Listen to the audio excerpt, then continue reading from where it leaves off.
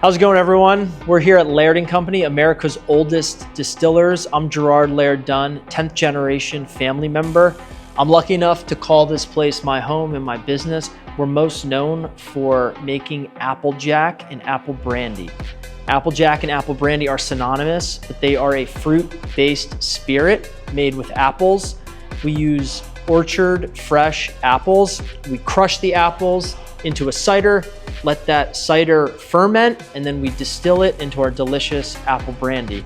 All of our apple brandy is aged in once-used bourbon barrels. We use once-used bourbon barrels because the apple brandy aromas and flavors are very delicate, and if we use new wood, we find that it zaps that flavor. So that's why we use once-used bourbon barrels. My ancestors came over from Scotland in the late 1600s, and we think they had some distilling knowledge and skills. And when they arrived in New Jersey at the time, one of the most plentiful resources was cider apples. So they put their knowledge and skills to the test and started distilling apple brandy.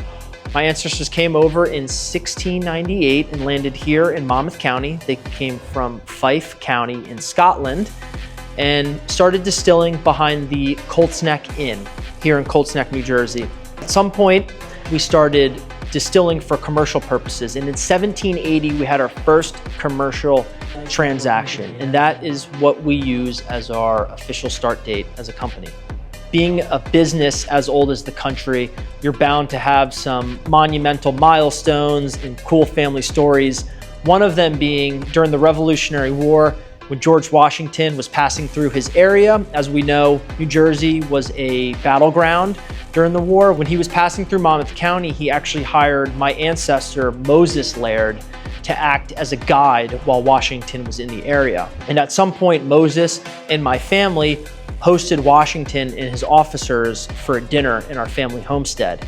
We can only assume that Applejack and apple brandy was being passed around at dinner.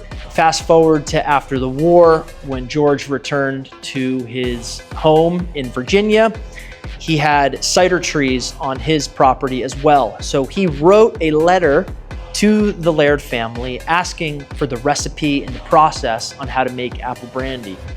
Stop by ShopRite Wines and Spirits to purchase a bottle of Laird's Applejack today.